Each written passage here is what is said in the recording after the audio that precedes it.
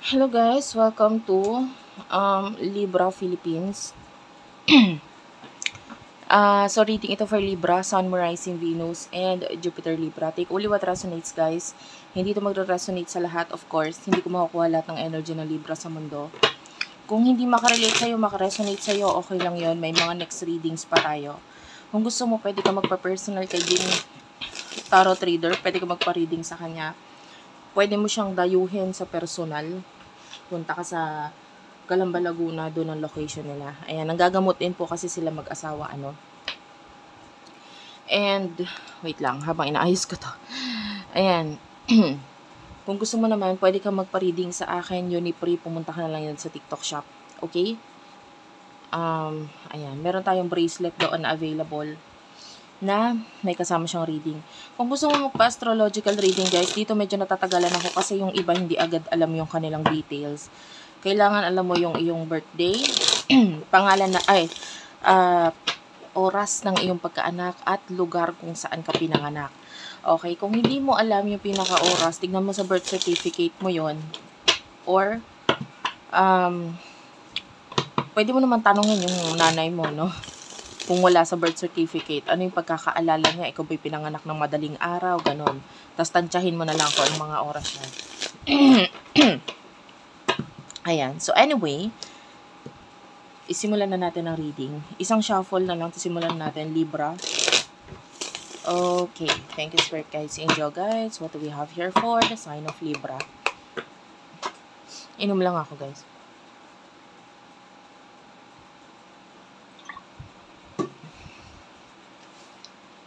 Okay. Libra. Main energy, love reading to guys ha. Kung gusto mo ng career, mayroon tayong reading na naka-focus doon. Check mo na lang sa video natin, sa channel. Six of Pentacles, Queen of Wands, Knight of Swords, Four of Wands. I feel like, actually, ikaw yung tipo ng tao na magaling mag-advise. Especially pagdating sa usaping financial. Kaya mong makita yung buhay ng isang tao. And kaya mong, or alam mo, ang dapat gawain. Especially if this is your friend. No? And,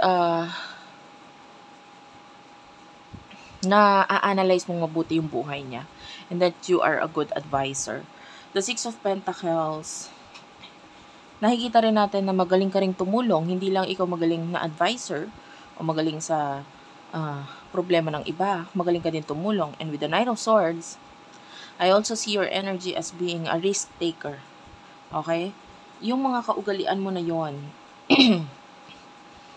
ang pwedeng nagbibigay ng stability sa'yo. Okay, stable friends. Maybe you have friends na sabihin na natin kasi ganyan ka. So, nakukuha mo yung respeto, yung pagkilala nitong mga taong ito. Whether friends or hindi, nagiging maganda yung reputasyon mo sa kanila. Okay? Wait lang po. Anyway, sorry about that, medyo nakiklear ako ng throat ko. So, maybe in the past, you are a risk taker. Pero, ngayon, pwedeng nawala or inalis mo na yon sa kaugalian mo. Like, magaling ka mag-take ng risk. Sometimes, hindi mo na iniisip kung kaya mo ba talaga to. Basta, sige, mag-take ako ng risk. At least, ginrap ko si opportunity. 'Di ba? Kahit pa marami kang responsibilidad. And you don't know how to balance it anymore. No?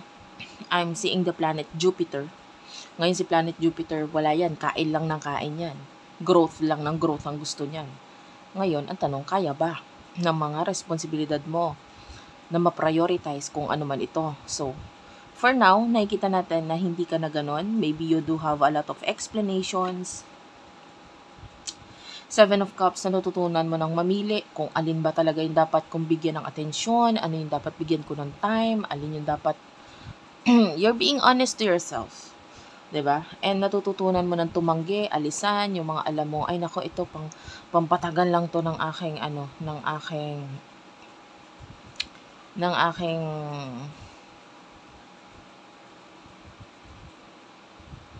aking trabaho, pwede gano'n. Or pag may nararamdaman kang hesitation, I know you're a Libra actually. And ang Libra kasi, gusto niyan balance.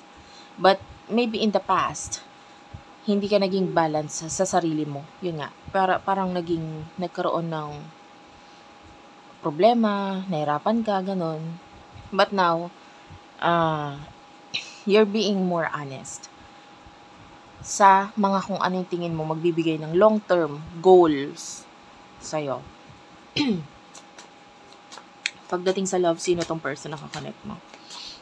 Pagdating sa love, hindi ko kukunin to guys, masyadong marami. I will just take this 2 na nahulog. 4 of Wands and 5 of Pentacles. One more card. The Empress.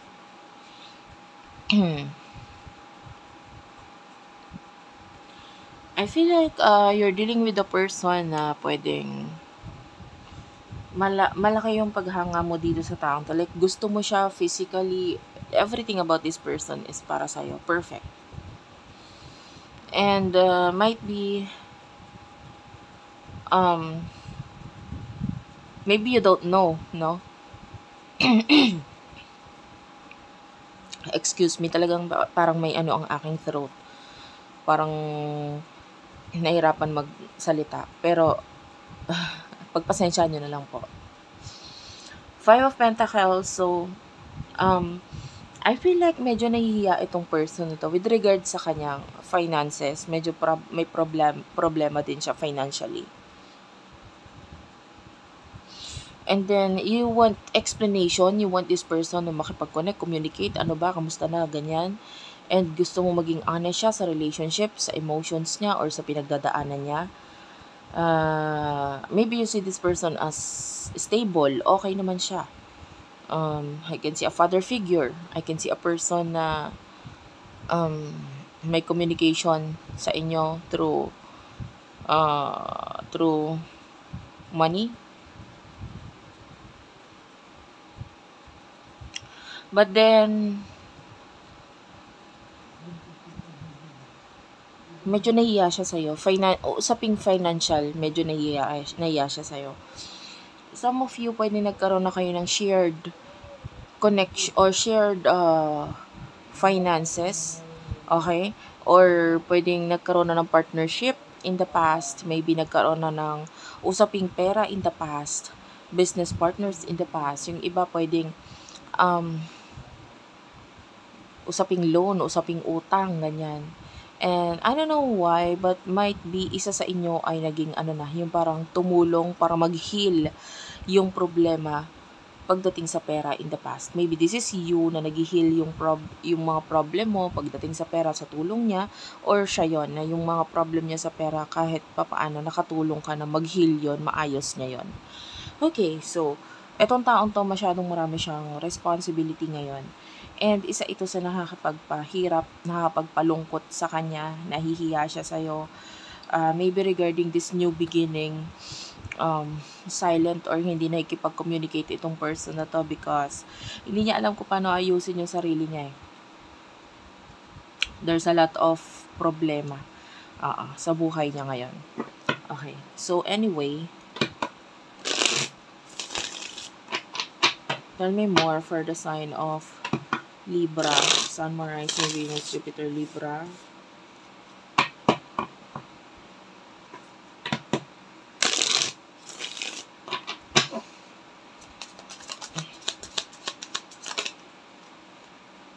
Meron ka ditong 7 of Pentacles, 3 of Cups,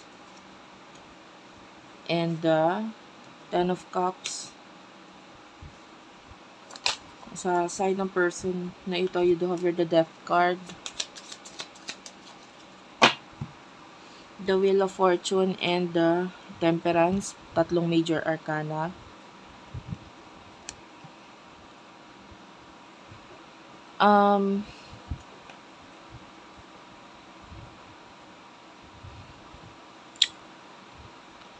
I feel like some of you, you're hiding something sa iyong family. Tinatago mo ito.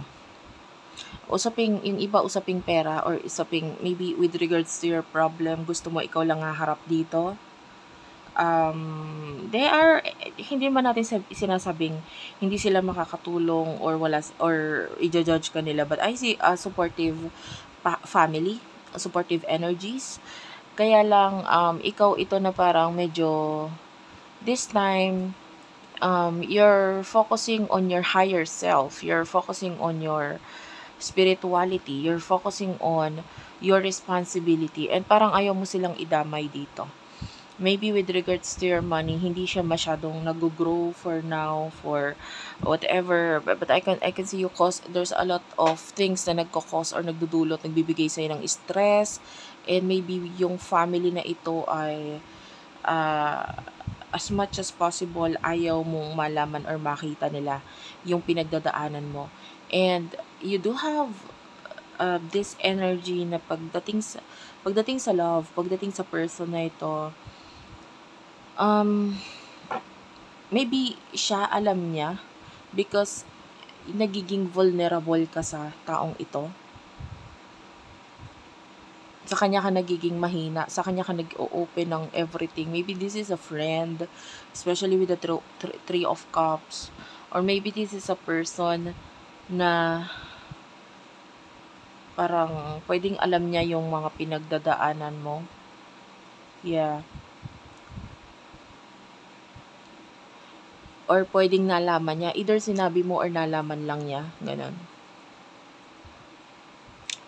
So, regarding sa emotions mo,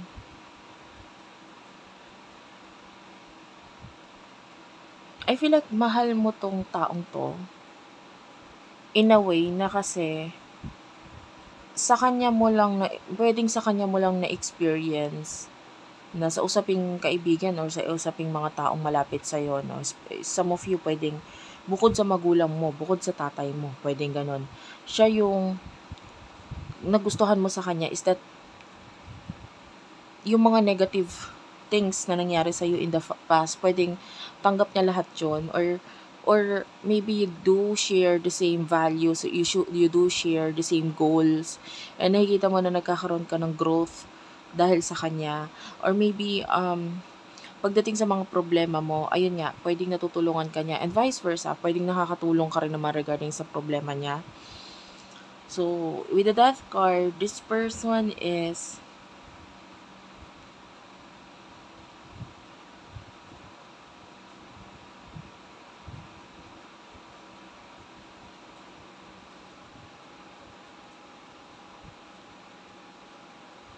something is happening sa buhay niya ngayon. Maybe there's an ending na may gusto siyang alisin or alisan. But I feel like something is going to happen pa sa person na ito. Na parang maybe kung ito ay aalisan niya, there's this feeling of guilty. So, ayaw niya ma-feel or maramdaman yung pagiging guilty dito sa bagay na ito. Something to do with his or her life. Wala tong kinalaman sa'yo eh. May kinalaman to sa buhay niya. Maybe relationship na pwedeng very challenging para sa kanya. Whether ito ay may kinalaman sa boss, business partners, or maybe other relationships. No? So, pwedeng gusto niyang alisan. And I feel like it's creating change right now. Pero hindi nagmamadali itong person na to as much as possible. Ayaw niya ng negativity. What will happen in the future sa inyong dalawa?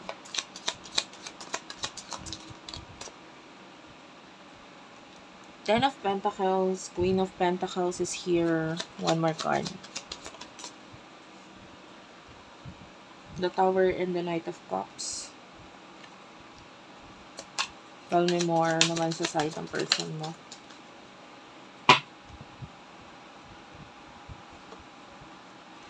Hanging Man is here, or the Hanged Man.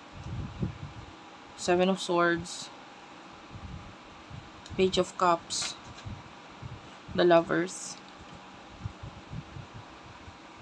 I can see some kind of betrayal sa side ng person na ito. In the future, nakakita tayo dito ng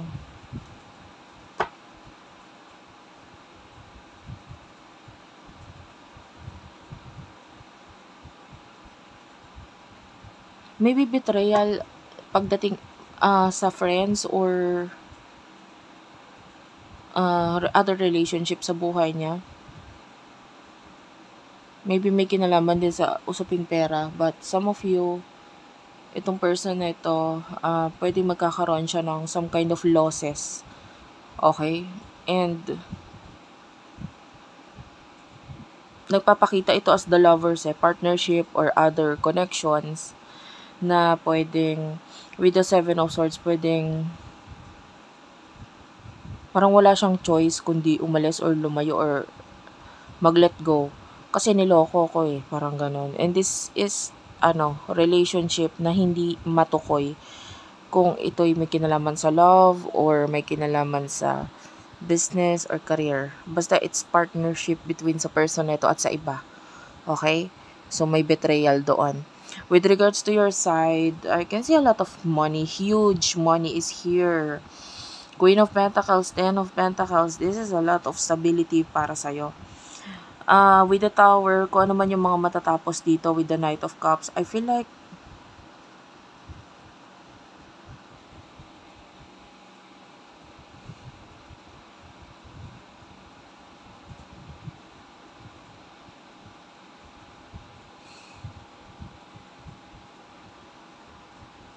ito ay may kinalaman sa mga tao na pwedeng showing to you as the Knight of Cups, nagpapakita as the Knight of Cups, pero iba yung intention nila. Maybe these are friends.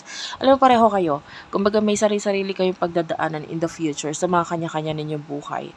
All you have to do is just trust the process. Trust that whoever these people, kasi makakaranas ka talaga ng mga tao na akala mo kaibigan, akala mo nandyan sila para tulungan ka, and then after that, malalaman mo sila na mismo sa kanila mo talaga makikita or malalaman kung ano talaga yung real intentions nila, ano ba talaga sila as a person, and then maaaring hindi mo magustuhan ito. And then ito ay magdudulot or magli-lead into you na i-end yung connection or mag-i-end yung connection with these people during this period kasi hindi mo naman talaga kailangan ito And all you have to do is trust the process. Let go dito sa mga taong ito dahil hindi sila makakatulong sa'yo. And I can see a huge amount of money na dapat mong expect or paparating para sa'yo. And all you have to do is to focus on yourself and kung sino man itong mga taong ito na nakakasira sa iyong reputasyon and may pananabotahe na ginagawa, just let them go. Enjoy your life. You don't need them. Ganun talaga. People come and go. Hayaan mo lang sila.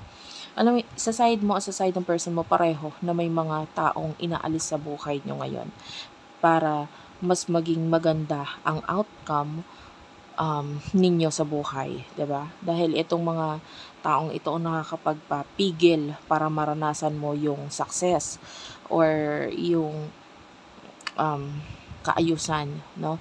So, that's it for now. Thank you for watching. Hopefully, nakarelate ka, nakaresonate ka. Please do like and subscribe to our channel, Unicorn Princess Tarot, Madam PTV, Virgo, Philippines. Ayan. And sa TikTok natin, Unicorn Princess Tarot, yung aking TikTok shop, Unipri. Search mo na lang. Thank you for watching again, guys. I love you all and bye-bye.